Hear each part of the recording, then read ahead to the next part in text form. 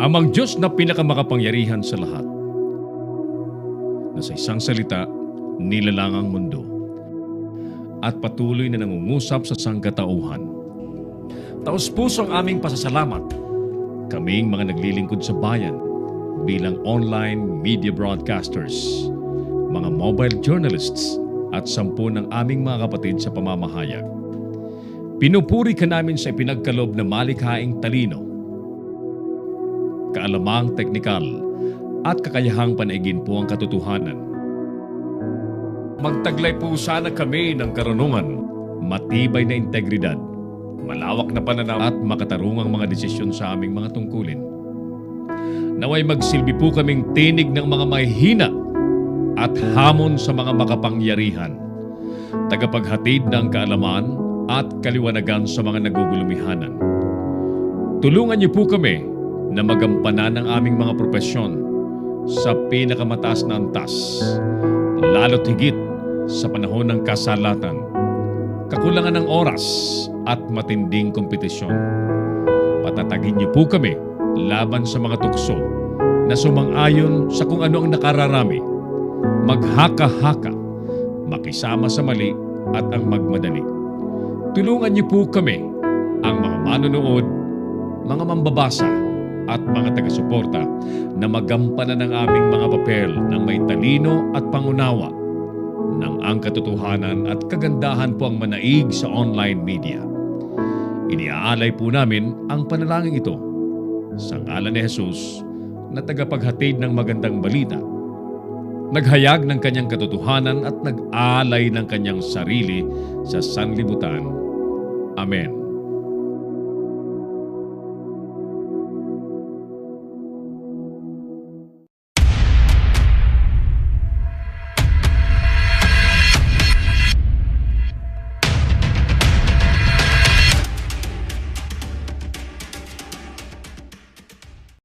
Narito ang mga isyong dapat abangan sa Kamaong Asero. Duterte kinatigan ang posisyon ng Senado laban sa 2019 National Budget. Lump sum appropriation unconstitutional sa ratified na 2019 National Budget ayon sa isang mambabatas. Magiging speaker ng BARMM, MILF Vice Chairman Jafar, binawian na ng buhay. Gobyerno naglaan ng kalahating bilyong pisong pondo para sa mga susukong NPA. Securities and Exchange Commission dineputize ang LGU, PNP at NBI laban sa Kapa. 4 na suspect arestado, PIDEA nakubkob ang drug den sa lalawigan ng Albay. Sa mga magkakahiwalay na buy-bust operations, 8 milyong halaga po ng Cebu nasa kote sa Cebu. Kiteboarding instructor natagpuang patay sa Boracay. Libel case isinampa ni dating o isasampa ni dating PAGCOR chairman Nagyat laban sa isang kapitan sa Pangasinan. Kasong murder tuloy naman sa dating ROTC officer na pumatay sa kapwa estudyante. At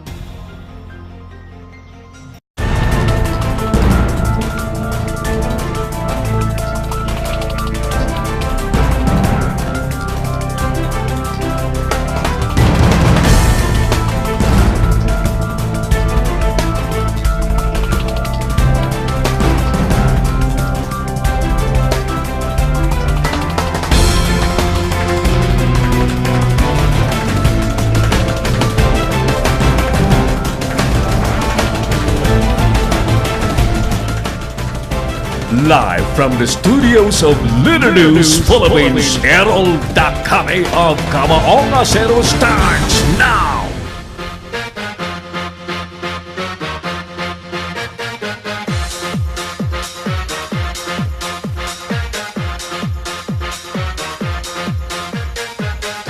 Sang-ayon ka bang magkaroon ng same-sex marriage sa ating bansa? Magandang hapon mga suki, muli sumasainyo na po ang palatuntunang Kamaong Asero. Pandaing Digang Broadcast. At ako na po ito si Errol Dakame. Exclusively dito po sa Little News Philippines at telecasted din po sa Pinoy Extreme Channel. Ang Pinoy Extreme Channel po ay makikita sa Signal Cable Channel 106, Sky Cable Channel 217, Cabling Channel 59 and Destiny Cable Channel 84 at sa halos 1,000 pang iba't ibang cable companies nationwide.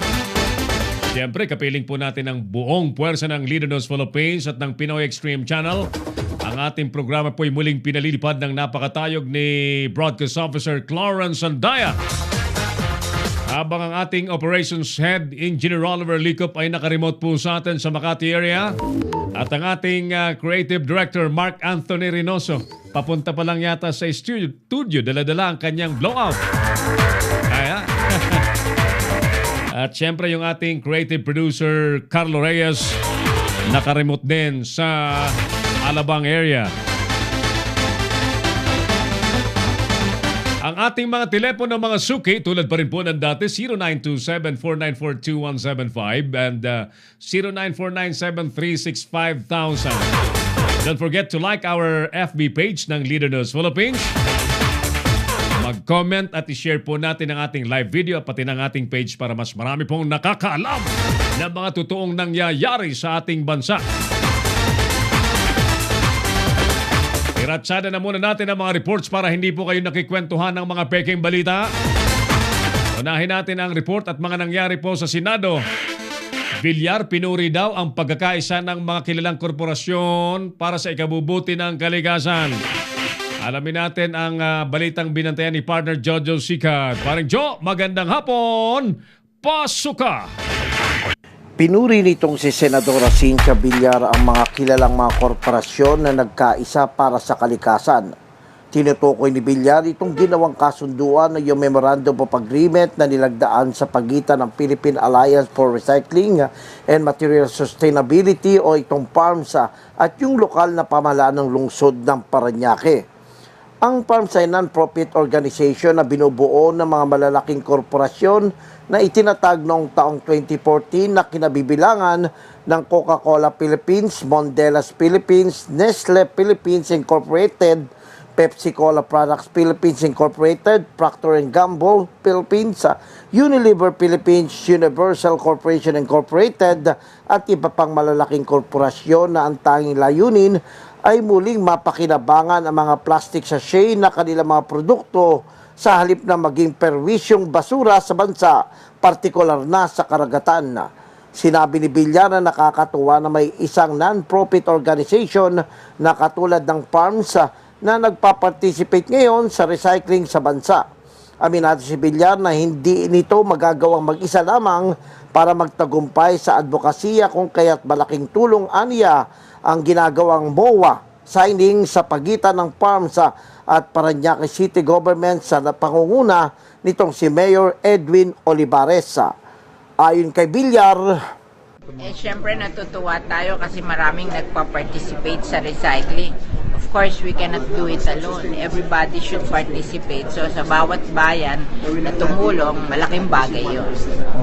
Ipinaliwanag naman itong si Crispin Lau, ang Pangulo ng PARMS na kasama sa kanilang nilagdaang MOA itong pagbibigay nila ng machineries o equipment sa lokal ng pamahalaan ng Parañaque para ma-recycle nga itong mga plastic waste materials mula sa kanilang mga produkto tulad ng paggawa ng mga bricks na magagamit sa pagpapatayo ng mga bahay o gusali. Tutulong naman itong DepEd sa pagkokolekta ng mga plastic waste materials sa kanilang ibibigay at kanilang itong ibibigay sa Parañaque City Government. Aminado itong silaw na ang kanilang naging inspirasyon dito ay ang sinumulang advokasya nitong si Senadora Cynthia Villar sa pagre-recycle ng mga water lily at mga plastic waste materials na naging hanap buhay ng mga natulungan ng Senadora. Ayon dito kay Lau, parang ganun din po siya. We are also inspired with what the senator has done. She has taken mixed plastic flexible materials, yung mga sachet, yung mga flexible plastic bags, kinonvert niya sa school chairs. Sa amin kasi, we want to take it at a higher level. Gusto namin gumawa ng produkto like plastic lumber, mga humps, mga bumpers na pwede nating gamitin para magkaroon ng halaga itong mga basura dati. Sa naturang okasyon, pinuri naman ni Mayor Edwin Olivares itong si Senadora Villar sa pagmamahal nito sa kalikasan. Hiniling pa ni Olivares na suportahan itong kandidatura ng senadora dahil kinakailangan aniya sa Senado ng isang mambabatas na makakagawa ng batas para sa kalikasan. Sa panig naman itong si Congressman Gas Tambunting, tinawag nitong champion ng environment si Villar na aawayin ang lahat para sa kalikasan. Pakinggan natin itong magkasunod na pahayag ni Mayor Olivares at Congressman Tambunting. At sa buong Republika ng Pilipinas. Ako na po umihiling po sa inyo. Sana tulungan po natin si Senator Silvia Villar para sa kanyang candidacy. Diba? Sana tulungan po natin. At kailangan po natin ng isang po mga environment advocacies na talaga pinaglalaban yung ating pong kalikasan. Cynthia Villar, prapokan po natin, ha? Siya po ang champion ng environment natin, ha? Talagang lagi ko yung pinaglalaban. Lahat ng tao, nakita ko minsan yan sa isang BICAM hearing, inaaway po niya lahat ng tao sa environment. Basta hindi sila pwede magloko-loko siya. Awayin niya talaga, hindi niya titigilan yung mga taga-DNR. Hindi mo kay Cynthia lahat siya. Mula rito sa lungsod ng Parañaque, ito si Jojo Sikat Nagula para sa Leader News Philippines. Si Errol Dacame, ang Kamaong Asero. Galing-galing talaga ni Senadora Cynthia Villar, no? Hindi lang sipag at tiyaga, pati kalikasan ay pinangungunahan niya na ang pangangalaga at pagbibigay po ng malasakit. Tingnan nyo naman, ang kabutihan talaga, nagbubunga ng mas malawak na kabutihan. Na-attract niya yung mga multinational corporations.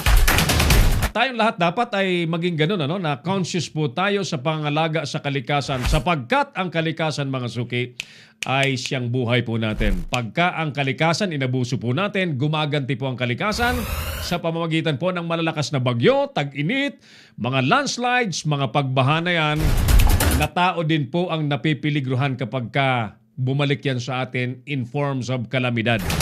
Diretso tayo sa iba pang mga balita. Kalaman daw sa trabaho, sa negosyo, kabuhayan para sa mga kababaihan, itinuro daw po ng Embahada sa The Netherlands. Alamin na natin at panoorin ang report ng ating International Bureau Head ng Leader News Philippines, si Partner Bong David. Paring Bong, magandang hapon, pasok! Maraming salamat, Partner Errol.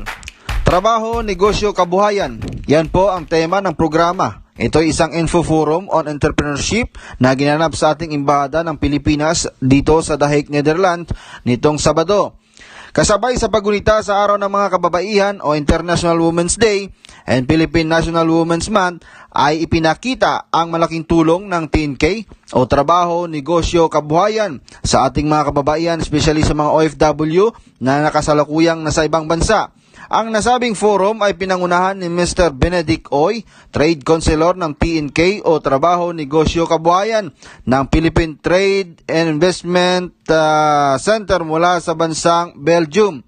Nagsimula dakong alas 11 ng umaga at nagtapos ito alauna ng hapon. Ipinaliwanag rin sa atin ni Mr. Oy kung ano ba itong TNK o Trabaho, Negosyo, Kabuhayan. So, itong TNK ho, ito yung programa ho ng Department of Trade and Industry ng Pilipinas. Hindi lang ho namin ginagawa ito sa Pilipinas para tulungan yung mga kababayan natin. Ginagawa rin ho natin to dito sa iba't ibang mga bansa para tulungan ho yung mga kababayan nating mga overseas Filipino workers and overseas Filipino professionals na mamulat ho sa oportunidad ng pagiging entrepreneur or negosyante. Kasi iniisip rin po natin na ang iba, maaaring naiisip na manatili na dito sa bansa for good, pero marami ho din tayong mga kababayan na iniisip na umuwi sa Pilipinas at maghanap buhay. Ayan, kasamang Errol, napanood ho natin yung mensahe ni Sir Benedict Oy, yung Trade Counselor nitong Trabaho, Negosyo at Kabuhayan. At mamaya-maya, sinabi nga ng kagaya ng sinabi ni Sir Oy, meron ho tayong kakapanayamin din. Ito ho yung isa hong naging matagumpay rin ho na sa larangan ho ng negosyo. So malaman natin at panoorin natin. It's a beautiful story of how you can start a small business, if you must. I consider myself, a beginner. I'm a startup founder, but I'm learning the ropes and enjoying every step of the way. The cool part is that during my journey, I had the privilege to meet as well other Filipinos who are in different sectors that gave me support. So there are Filipino founder communities. It's called Entrepreneurship. They're based in the US, but now they're expanding globally. Of course, when I visited festivals that had relations to chocolate, I also got to meet the leadership of the Philippine embassies in Brussels and now in The Hague. So all of that came together, and I see that it's a great timing now for Filipinos to start businesses and explore entrepreneurship. I believe our country, has this vibe of like go, go, go, and I'm excited for many other Filipinos, and I wish everybody success as well in their pursuits of entrepreneurship. That's all. Thanks. Itong nasabing entrepreneurship program ay dinaluhan ng halos 65 na bilang ng mga kababayan natin dito sa The Hague, Netherlands. Mula rito sa International News Bureau, para sa Kamahong Asero ng Ledo News Philippines at ng Pinoy Extreme Channel, ito si founder Bong David. Si Errol Dacame, ang Kamahong Asero. Report yan galing po sa The Hague, Netherlands. Salamat partner Bong David, at salamat po sa mga taga-imbahada ng Pilipinas sa the Netherlands na kahit nasa malayong lugar ay pilit pong inaabot ang ating mga kababayan, especially kababaihan, at maturuan po ng mga techniques, pamamaraan, ideya, at suportahan na sila po ay magkaroon ng mga negosyo, sisimulang negosyo, at kung paano po ito palalagawin. Congratulations sa mga taga-imbahada at siyempre sa grupo ni partner Bong David na lagi nakabantay sa kapakanan ng mga OFW sa abroad. Diretso tayo. Barangay Assembly sa San Pedro City, suportado daw ng maraming politiko. Lapit ng eleksyon eh. Lapit na eleksyon eh. Sige, alamin natin ang nangyari sa isang barangay assembly dyan sa San Pedro City. Binantayan niya ni kasamang Binibining Dryan Zamora. Yes, Dryan, magandang hapon. Go ahead. Puring-puri si Kapitan Abet Aquino ng mga bisitang politiko na dumalo sa kanilang barangay assembly sa poblasyon San Pedro City, Laguna kahapon. Sa kanyang soba, iniulat ng barangay chairman ang kanilang mga nagawang proyekto at ang mga taong natulungan ng kanyang liderato. Si Aaron Katakis, ang anak ni Mayora Lourdes Katakis, ang nanguna sa pagbibigay ng mensaheng puno ng papuri sa kapitan ng poblasyon. Dumalo rin sa okasyon ang mga konsehal na sina Bernadette Olivares, Jimbo Ambayek, Kent Lagasca at dating konsehal Leslie Lu. Nagpaabot din ng pagbati sina Bokal Gab Alatiit at retired Colonel Greg Pacson sa magandang pamamahala ni Kapitan Aquino. Mula sa San Pedro City, Dryan Zamora, Leader News Philippines. Si Errol Dacame, ang Kamahong Asero. Buti naman na nagko-comply pa yung mga barangay sa barangay assembly requirement, ano? Sapagkat ayon po sa DILG rules, ang kada barangay chairman kailangan pong minimum of two times. 2 beses sa isang taon na kailangan magkaroon po ng SOBA, State of the Barangay Address, aka parang barangay assembly.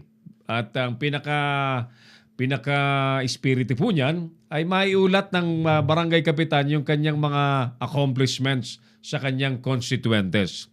Now at the same time, magkaroon din naman po yung kanyang mga nasasakupan ng pagkakataong makapagtanong, makapagpabatid ng mga impormasyon sa kanilang kapitan na, mga bagay-bagay na nakaka-apekto po sa kanila at ma-aksyonan kagad. Yan. And kung may mga nais pang malaman ang mga taga-barangay, pagkakataon yang barangay assembly na maliwanagan sa kanilang mga barangay officials, lalong-lalo na po ang pananalapi, garbage collection, ang pananatili po ng peace and order, etc. Iyon pong mga bagay na importanteng na pag-uusapan dapat sa barangay assembly.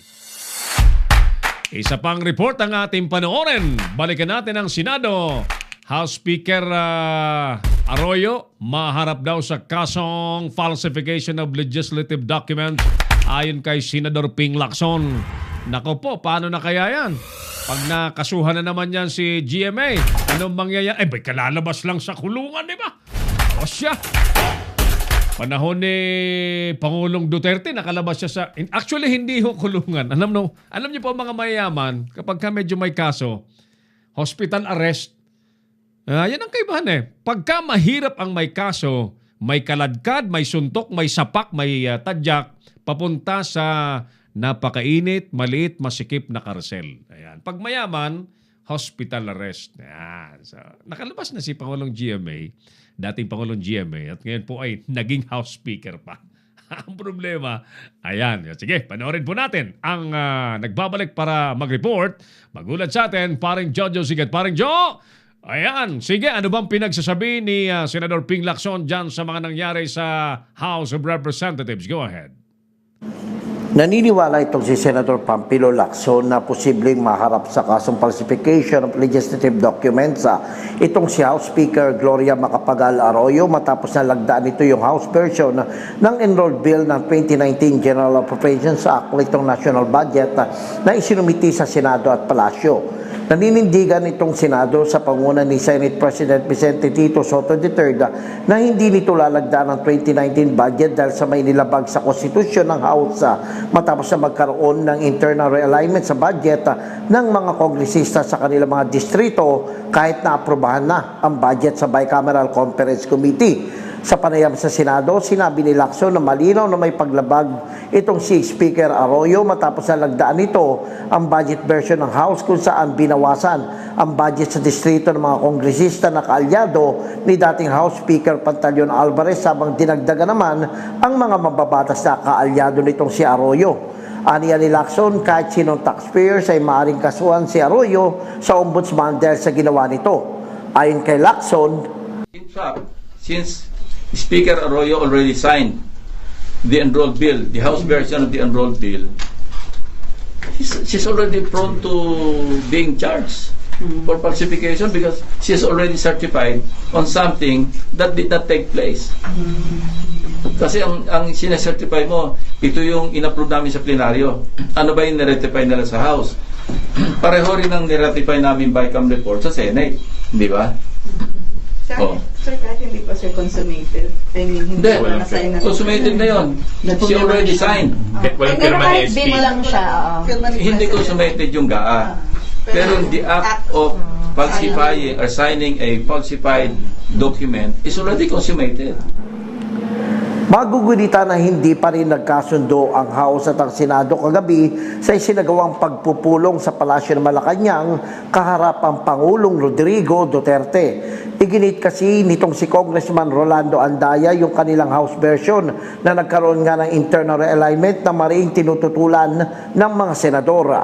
Dahil dito, sinabi ni Lacson na mananatiling reenacted budget ang 2019 national budget hanggang sa buwan ng August hanggat hindi ibabalik ng House sa original na naaprobahang 2019 budget sa Bicameral Conference Committee at itong naratipikahan nga ng House at Senado. Mula rito sa Senado, ito si Jojo Sikat nagulat para sa Leader News Philippines. Si Errol Dacame, ang Kamaong Asero. Nako po. Pwede na palang kasuhan kahit sinong taxpayer yan si Speaker GMA dahil sa consummated ayon kay Lacson ang isang krimen. Krimen ng falsification of legislative document. Napanood nyo naman po yung report ni paring Jojo. Kinalikot, minaniobra yung original na na-ratify po ng BICAM at binawasan daw yung mga kakamping kongresista ni Alvarez at dinagdagan yung kanyang mga katropa. Anak ng kagaw talaga, oh. Talaga naman, oh. Sige.